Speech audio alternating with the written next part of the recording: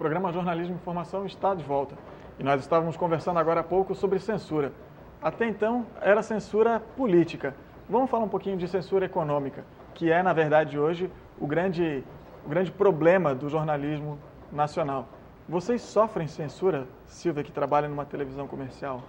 Na verdade, a TV a cabo, ela sofre a censura muito menor do que eu acredito eu numa TV aberta. Eu nunca trabalhei numa TV aberta, então eu tenho uma facilidade muito grande, em organizar as minhas pautas conforme o interesse local de Balneário Camboriú.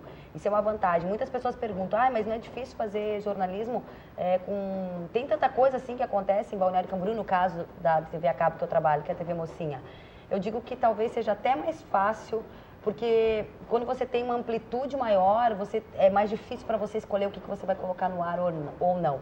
Mas com relação à censura, é bem menor do que numa TV aberta, acredito. Às vezes, a única censura mesmo é quando entra em conflito com a parte comercial. Mas isso é raro, é muito raro. Mas já sofri algumas vezes nesse sentido. Tipo, uma empresa que não apoia, que tem um evento, por exemplo, acontecendo de moda em um determinado shopping, por exemplo. Esse shopping nunca ajudou a televisão, nunca fez nenhum comercial. Então, acaba a gente tendo que boicotar o evento que está acontecendo nesse local. Devido à parte comercial. Né? Digamos assim. Priorizar, né? Exatamente, porque tu tem como priorizar. Quando a gente faz jornalismo, a gente tem aquela ideia de que a gente vai sair da TV, da faculdade, vai mudar o mundo, que ninguém vai dizer não, dizer o que a gente tem que fazer ou não. Isso é um pouco, não seria utópico, mas não deixa de ser um pouco utópico, porque na verdade assim, ou você você tem que burlar um pouco isso, mas você tem que também andar conforme as regras da empresa onde você trabalha. Mas há muita imposição, o próprio caso do Jornal Diário do Litoral, que a censura que ele sofre é através dos processos judiciais, principalmente de políticos, não é isso, Fábio? Sim.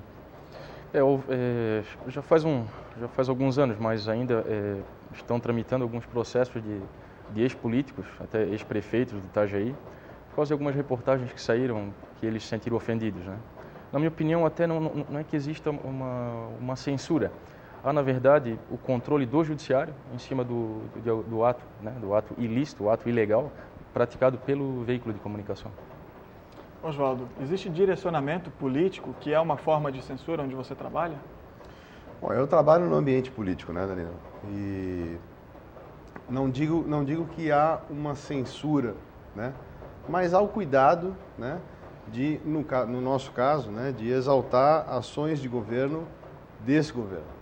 Entende? Que isso é uma questão política, né? A gente não vai estar trabalhando lembrando o nosso adversário, entendeu? Mais ou menos isso que eu quero dizer.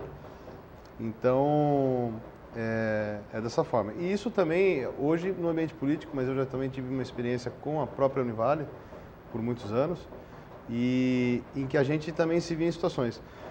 O que eu acho engraçado sobre essa questão da censura ou não, né, no caso de assessoria de comunicação, porque a gente está bem sujeito a isso, porque a gente faz a linguagem da empresa lá fora, a gente faz jornalismo responsável, só que com o foco de enaltecer a empresa, né? Então a gente não está na rua fazendo jornal e dando notícia, a gente está dando notícia da empresa para um jornal, né? Então a gente tem que ter muito cuidado, porque às vezes nós temos que divulgar o que é de interesse da empresa.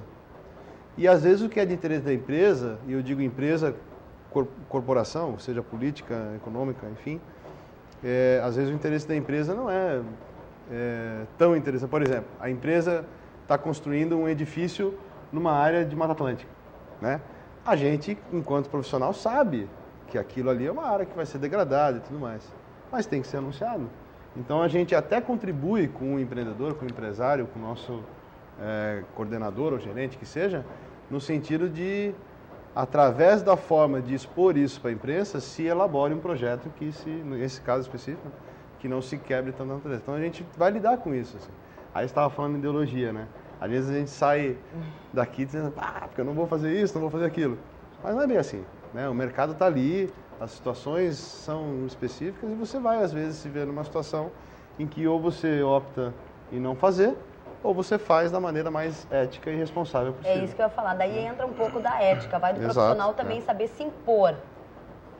entendeu? Ser firme, porque se o jornalista é ético e se a direção do meio de comunicação que você trabalha te respeita, você consegue burlar isso, você consegue ir por caminhos que beneficiem tanto a empresa quanto a notícia, entendeu? E você se coloca numa posição isenta, né? Exatamente. Voltamos aí à discussão de que não é possível separar o profissional do cidadão, não é isso? Não, que era, não dá. que era a discussão Não do primeiro dá, bloco. é muito difícil, assim. Você não consegue ter posturas diferenciadas. A teoria é muito bonita, mas a prática ali é uma coisa complicada. Assim, às vezes a gente se vê em situações complicadas. Na verdade, você tem que saber te respeitar.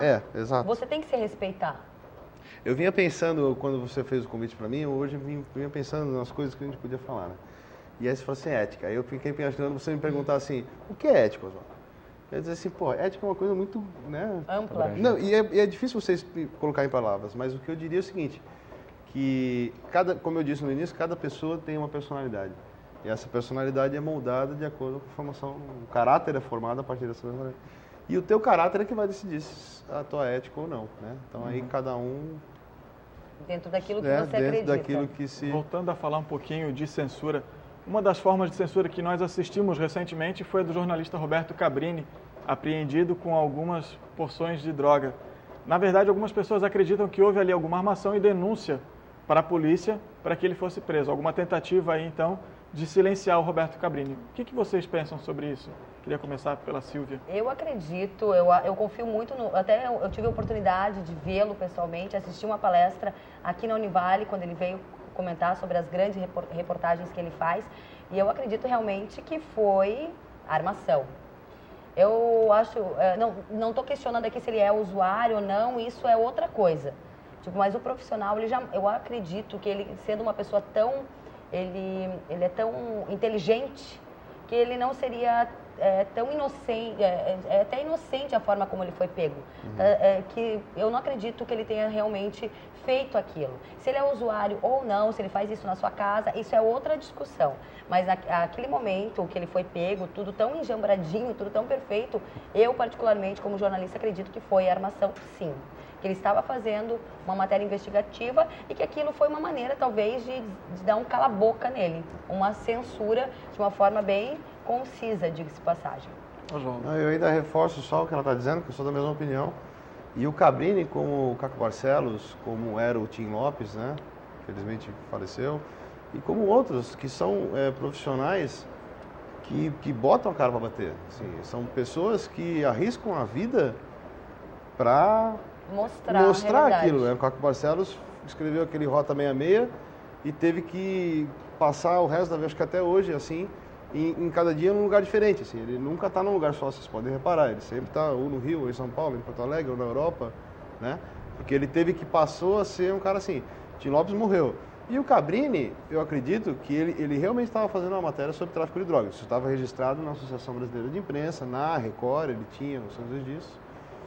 E eu acredito que ele deve ter mexido com alguém grande da Polícia Civil que se armou o cerco. Aí as circunstâncias e tal, aí não cabe a nós definir, não temos nem tempo para isso. Mas para mim também foi uma ação e que alguns colegas usaram de forma pejorativa e outros foram na defesa e tal. E aí... Mas a classe em si eu achei que eu acho que sim, muito acho que a maioria apoiou, né? Por conhecer a pessoa, por respeitar também pensar dessa forma, do respeitar o trabalho, justamente, né? O cara, eu acho que não ia se expor de maneira tão boba. Inocentemente. Como ele é, né? Um profissional. Com tantos anos de jornalismo que ele tem, Exato. Eu ouso dizer que ele é um dos repórteres mais sérios e coerentes e inteligentes da televisão brasileira. Provavelmente foi armação. Bom, quero agradecer a presença do Oswaldo, da Silvia e do Fábio. Muito obrigado para vocês. O programa Jornalismo e Informação vai ficando por aqui. Nós nos vemos na próxima edição. Até lá.